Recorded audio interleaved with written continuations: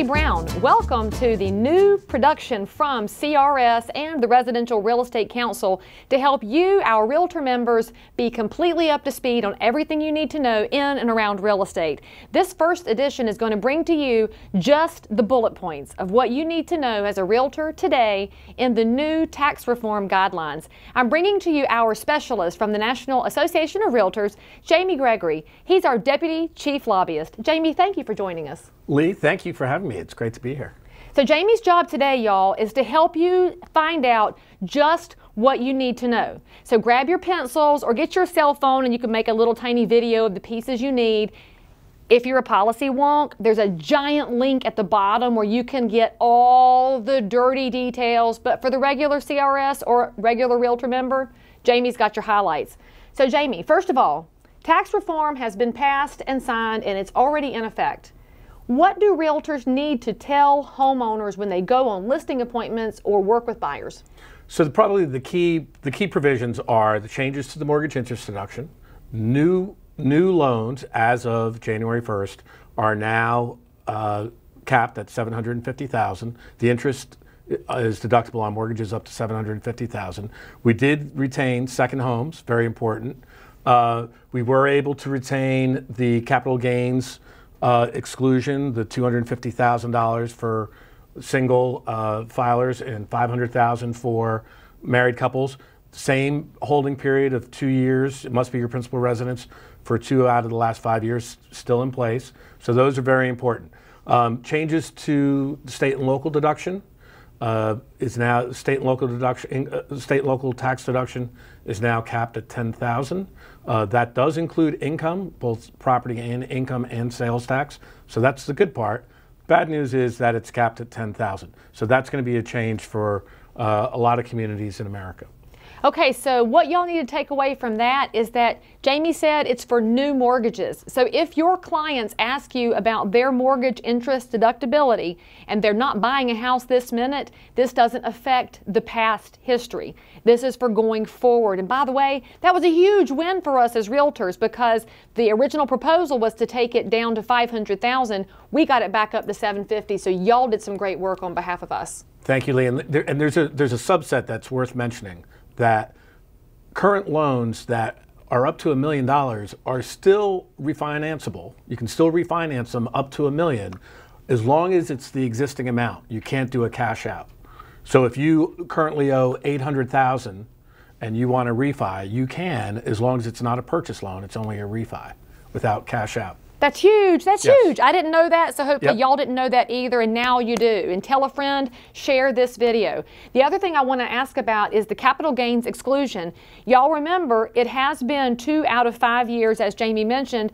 The proposal was 5 out of 8. And y'all, that would have decimated our military families, anybody doing a corporate relocation, or even just regular people who would like to take their equity and move up. So that's another huge win the realtors had. So if you'll give us those caps again, because we may have some newer realtors who don't know all the details, how does the capital gains exclusion work currently? So the capital gains exclusion, this was a great win in the 1997 Tax Act, one piece of tremendous tax simplification.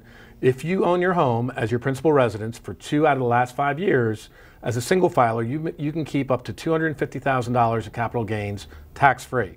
For a married couple, $500,000. Now, as Leigh mentioned, both the House and the Senate bill wanted to change those holding periods from 2 out of 5 to 5 out of 8, and the House bill also had income caps, which would have been atrocious. Fortunately, it took a lot of work, and we made the case that this provision was put in place in 1997 for good public policy reasons, and it's working as intended. That Congress listened, the conferees listened, and kept current law.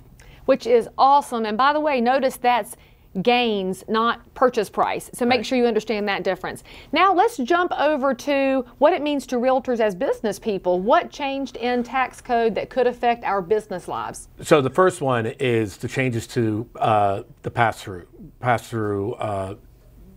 requirements and how you tax your income. Obviously, corporations got a big corporate tax cut. There was an outcry from the small business community, including the realtor community, that you can't just give a big tax cut to corporations and leave out pass-throughs. So I'm not going to try to sit here and tell you what those changes are.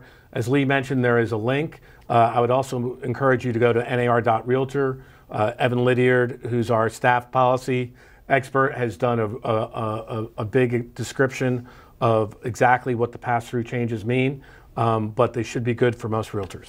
And by the way, if none of this makes sense to you because you're a realtor who's not the best expert at math, call an accountant. There's no better year for you to have a trusted, qualified financial advisor on the accounting side. So invest in your business in that way because you want to make the most advantage of the tax laws. And speaking of which, meals and entertainment. A lot of realtors take clients out to eat and they have client parties. Has that been affected by tax reform? It has, and those rules have changed also. And I would encourage you to again, look at the materials that Evan's posted at nar.realtor. The one thing, going back for a minute, remember that this is for tax year 2018. So this is going to be the taxes that you file next spring in April of 2019. So don't panic that the changes are imminent for next month. Except that y'all are paying quarterlies, so you should probably meet with your tax advisor sooner rather than later so that you can appropriately plan for this entire year because as we know, the best realtors are planners. Now, there's a third category we want to make sure and mention because it was another big win for the realtors. Tell us, Jamie, what happened in commercial world in tax reform. So a lot of good things. The most important piece was the current rules for real property in 1031 like-kind exchanges was retained.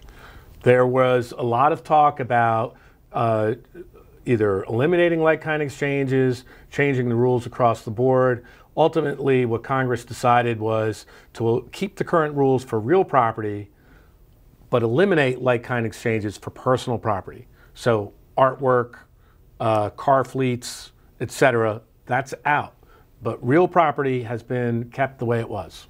And if you're a residential realtor who doesn't do commercial, you may wonder what this has to do with you. I'll remind you that what happens to our commercial markets has a gigantic effect on residential markets because those are our jobs and our business owners in our local communities. So make sure that you tell any of your local business owners how hard you as a realtor and how hard this organization has worked to protect and preserve the exchanges that are already in place.